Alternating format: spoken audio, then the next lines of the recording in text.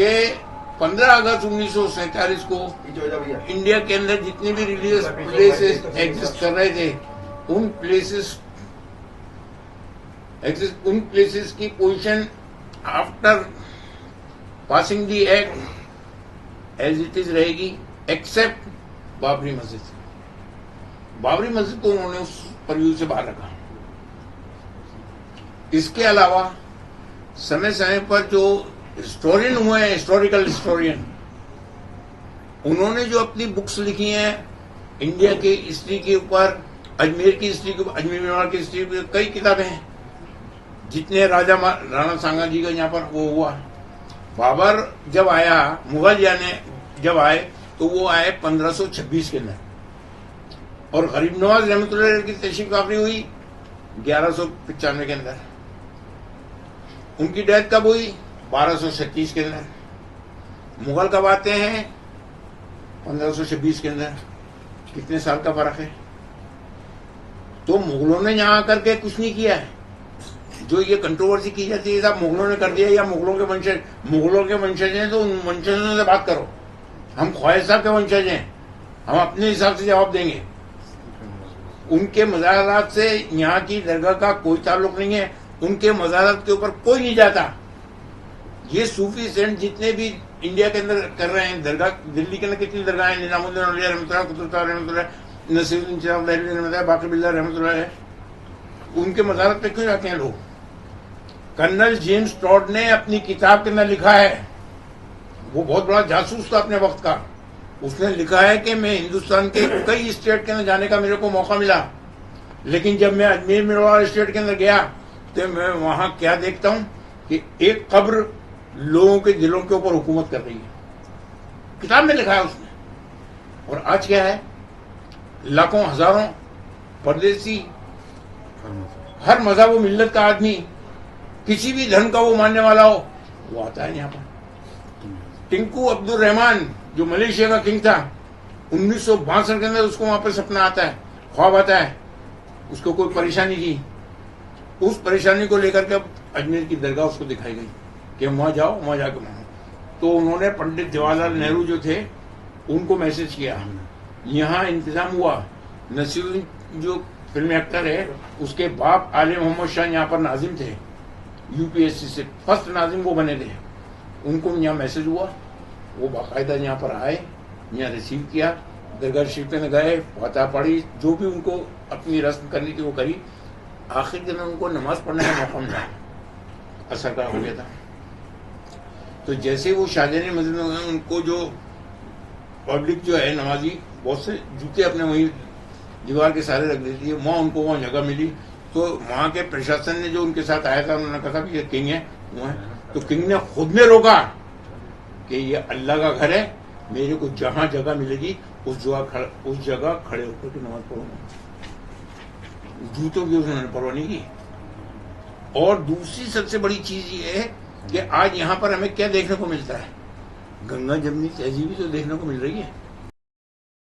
ये वो गहवारा है कि यहाँ से हर उसकी बेसिक कॉज ये है कि जो अभी दरगाह को लेकर कंट्रोवर्सी बनी हुई है और भ्रांति की बयानात जो हैं वेरियस चैनल्स पे और उस पे आ रहे हैं, उसको देख करके मेरे को खुद मंजर आम पर आना पड़ा कि एक्चुअल पोजीशन आप लोगों के नोटिस में ला दी जाए, ताकि ये जो बयानात आ रहे हैं इसके ऊपर अंकुश लग सके और जो वस्तु स्थिति है और जो सही हिस्ट्री है वो पब्लिक के नोटिस के अंदर, पब्लिक के सामने आ जाए। अभी थोड़ी देर की बात है कि सुप्रीम कोर्ट ने, हमारे सर्वोच्च न्यायालय ने संभल को लेकर के जो ऑर्डर पारित किया है, उसके लिए मैं पूरी पूरी प्रशंसा करता हूँ, धन्यवाद देता हूँ।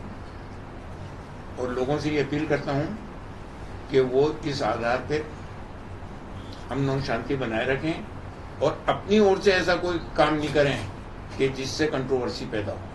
हमारे पास लीगल अधिकार हैं, हम कोर्ट में जाएं, हम देख लो कोर्ट ने हमारी बात को माना, एक्सेप्ट किया और ऑर्डर पारित किए। इसी तरह से अजमेर की दरगाह के सिलसिले के अंदर ये कंट्रोवर्सी की गई है कि हरबिलास शारदा साहब की किताब है, ये 1910 में लिखी गई, 1920 में इसका री एडिशन हुआ, 1940 में फिर इसका हुआ। उसके अंदर पेज नंबर 92 पे बिल्कुल क्लियर कट वर्डिंग्स हैं। हरबिलास शारदा साहब हिस्टोरियन नहीं है, नंबर एक, वो एक एजुकेटेड आदमी थे।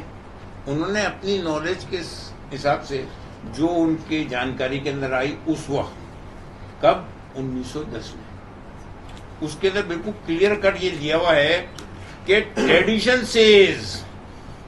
ट्रेडिशन का मतलब क्या होगा? ऐसा कहा जाता है, ऐसा सुना जाता है, ट्रेडिशन सेज। बस इस वर्ड के ऊपर ही आ रहा हूं मैं, और कुछ नहीं। बाकी जो उसको कहना है वादी को, उसने कोर्ट में कह दिया। हम जो कुछ भी जवाब देंगे वो कोर्ट के अंदर देंगे और लीगल वे के अंदर देंगे। हमारी भी एडवोकेट्स का पैनल है, अजमेर का अलग है, हाई कोर्ट का अलग है, सुप्रीम कोर्ट का अलग है। हम उनसे चैनल बनाए हुए हैं, हो सकता है वो आ जाए यहाँ पर। इसी दरगाह का जो 800 साल का इतिहास है, जब गरीब नवाज रहमतुल्लाह अलैह का एक्ट गवर्नमेंट ऑफ इंडिया पास कर रही थी, एक्ट नंबर 36 1955, उससे पहले 1950 के अंदर गवर्नमेंट ऑफ इंडिया ने इलाहाबाद हाई कोर्ट के सिटिंग जज जस्टिस गुलाम हसन की अध्यक्षता में एक आयोग बनाया और दरगाह के माल एडमिनिस्ट्रेशन को लेकर के उसके ऊपर इंक्वायरी की।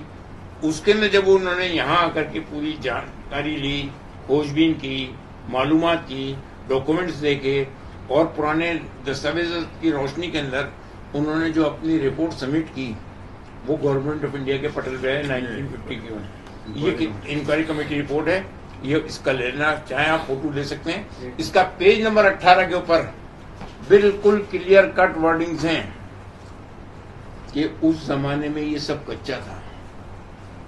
जब गरीब नवाज रहमतुल्लाह तशरीफ लाए, उस जमाने में ये कच्चा मैदान था, उसके अंदर उनकी कब्र थी। अब साइकोलॉजी पॉइंट ऑफ व्यू से आप खुद अंदाजा लगा सकते हैं कि जहां पर कब्र होगी और वो भी कच्ची, 150 साल तक आपका मजार कच्चा रहा, बिल्कुल भी वहां कोई पक्का कंस्ट्रक्शन नहीं था, तो उसके नीचे टेम्पल कहां से आ गया भाई? पहली चीज। दूसरी चीज के जो महमूद खिलजी थे, कहां के थे? ये लिखा हुआ पूरा, मालवा के किंग, मालवा। उन्होंने जब अजमेर पर कब्जा किया तो उन्होंने अपनी तरफ से जो एडमिनिस्ट्रेशन चलाया, उसके अंदर गरीब नवाज के खलीफा की दरगाह है नागौर शरीफ के अंदर, सूफी अहमदुद्दीन सुल्तान तारिक रहमतुल्लाह। उनके परपोते जो थे वो ख्वाजा हुसैन नागौरी नाम से जाने जाते थे।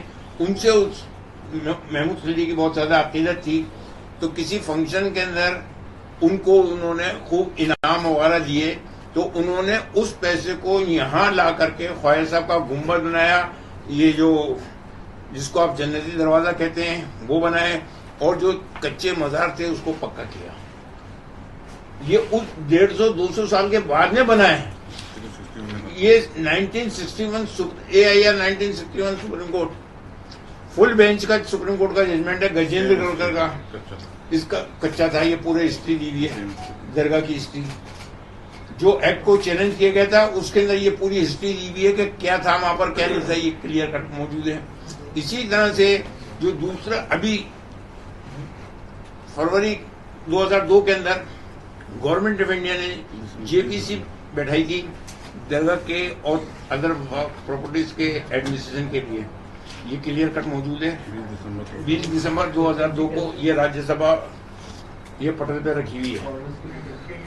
इसके अंदर जो उन्होंने स्टोरी दी है दरगाह को लेकर के, ये पेज नंबर किसके ऊपर है? पेज नंबर 2 पे अजमेर दरगाह का ये दिया हुआ है।